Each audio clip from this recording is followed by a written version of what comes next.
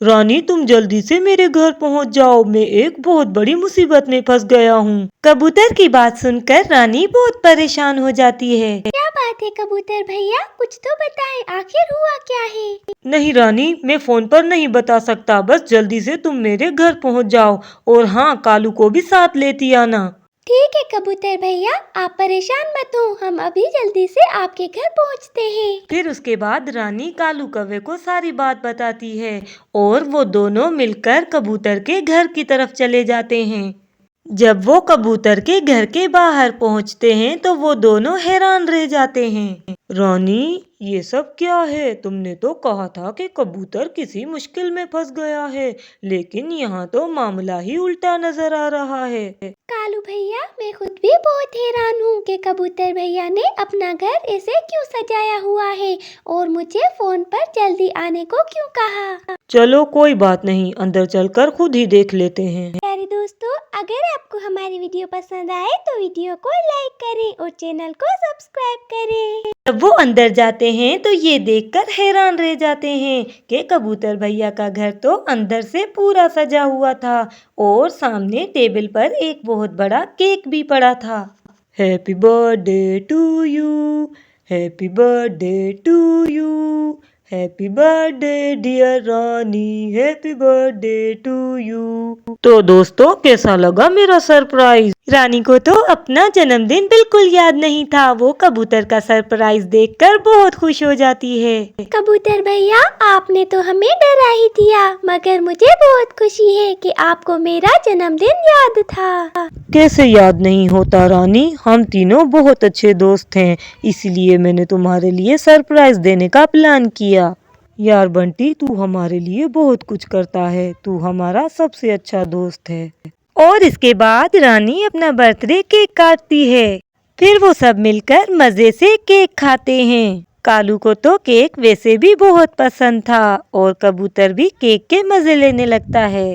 कबूतर भैया, आपका बहुत बहुत शुक्रिया, आपने मेरे लिए बहुत कुछ किया। सच में आप हमारे बहुत अच्छे दोस्त हैं। आप जैसा दोस्त तो किस्मत वालों को ही मिलता है। रानी बहन, अभी तो तुम्हारे लिए एक और सरप्राइज है। इतना कहकर एक सोने का हार कबूतर रानी चिड़िया को देता है। ये तुम्हारा बर्थडे गिफ्ट है। ये तो बहुत कीमती है कबूतर भैया, मैं इतना महंगा तोहफा कैसे ले सकती हूँ। देखो रानी, कीमती तो दोस्ती होती है जिसका कोई मोल नहीं होता, और इस सोने के हार की हमारी दोस्ती के आगे कोई अहमियत नहीं, इसीलिए आज के बाद ऐसा कभी मत कहना। और फिर इसके बाद रानी और कालू अपने घर को वापस चले जाते हैं। कबूतर की अपनी एक पिज्जा शॉप थी जहाँ पर हमेशा पक्षियों का रश लगा रहता था और उससे कबूतर की अच्छी खासी कमाई होती थी। एक दिन रानी और कालू दोनों नदी किनारे बैठे हुए थे कि रानी कालू से पूछती है, कालू भैया, क्या बात है, आप कुछ परेशान लग रहे हैं। अगर कोई मसला है तो आप मुझे बता सकते हैं।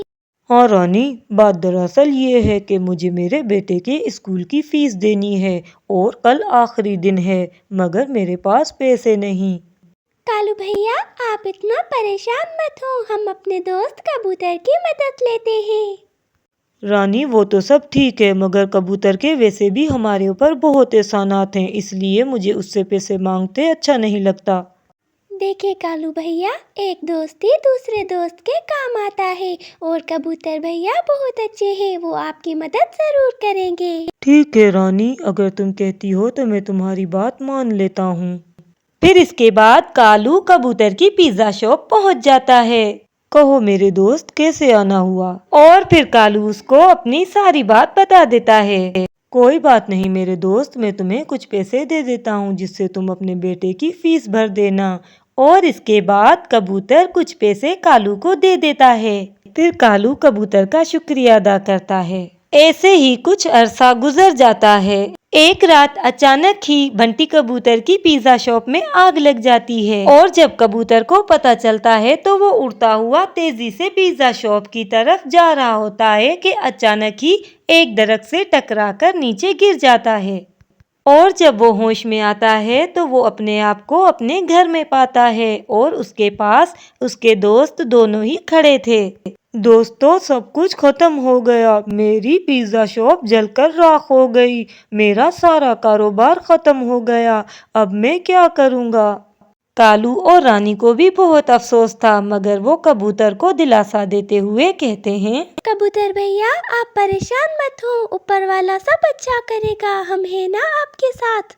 यूं ही कुछ अरसा गुजर जाता है और अब कबूतर भी पहले से बेहतर हो गया था। रानी और कालू दोनों कबूतर का बहुत ख्याल रखते हैं। कबूतर भैया जल्दी जल्दी से ये खा ले, मैं आपके लिए लाई हूँ। दोस्तों मैं तुम लोगों का बहुत शुक्रगुजार हूँ, तुम लोगों ने मेरा बहुत ख्याल रखा और मेरी बहुत खिदमत की। कोई बात नहीं कबूतर भैया, बस आप जल्दी से ठीक हो जाएं। इसके बाद कबूतर कुछ सोचने लगता है। क्या बात है कबूतर भैया, आप कुछ परेशान लग रहे हैं। देखो रानी, मेरा सब कुछ खत्म हो चुका है और अब मैं तुम लोगों पर बोझ नहीं बनना चाहता और मैं कुछ ना कुछ करना चाहता हूँ, मगर नया कारोबार करने के लिए मेरे पास पैसे नहीं हैं। कबूतर की बात सुनने के बाद रानी चिड़िया कहती है, कबूतर भैया कर दी ना आपने घेरों वाली बात, हम दोस्त आपके किस दिन काम आएंगे। मेरे जन्मदिन पर जो हार आपने गिफ्ट किया था, हम उसे बेचकर आपका एक नया कारोबार शुरू करने की कोशिश करेंगे। हाँ हाँ दोस्त, रानी बिल्कुल ठीक कह रही है, हम सब मिलकर तुम्हारे कारोबार को दोबारा से शुरू करेंगे। ये सुनकर कबूतर की आंखों में आंसू आ जाते हैं। मैं बहुत खुश नसीब हूँ कि मुझे तुम जैसे वफादार दोस्त मिले। उसके बाद रानी और कालू सोने का हार लेकर ज्वेलरी शॉप पर अच्छे दामों बेच आते हैं और इसके बाद वो तीनों मिलकर पिज्जा का एक छोटा सा ठेला लगाते हैं और वो बहुत ज्यादा मेहनत करते हैं और जिसके बाद वो कुछ ही अरसे में दोबारा से एक वैसी ही पिज्जा शॉप बना लेते हैं। बहुत बहुत धन्यवाद दोस्तों, तुम्हारी ही वजह से आज मैं फिर से पहले जैसा हो गया और अगर तुम दोनों मेरा मुश्किल वक्त में साथ ना देते, दोबारा यहाँ तक कभी ना पहुँचता।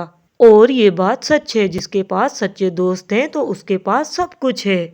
कबूतर भैया आपने भी हमारा हमेशा साथ दिया है और जब आपके ऊपर बुरा वक्त आया तो हम कैसे पीछे हट सकते थे। देखो दोस्त, वो दोस्ती क्या जो दोस्त के बुरे वक्त में काम ना आए, और हमें तो इस बात की खुशी है कि हम तुम्हारे कुछ काम आ सके। वो तो सब ठीक है रानी, मगर तुमने चलना नहीं है क्या। मगर कहाँ कबूतर भैया। कबूतर की बात सुनकर रानी हैरानी से पूछती है, अरे भाई तुम्हारे लिए सोने का हार बनवाने और कहाँ। इतना सुनकर वो सब हंसने लगते हैं।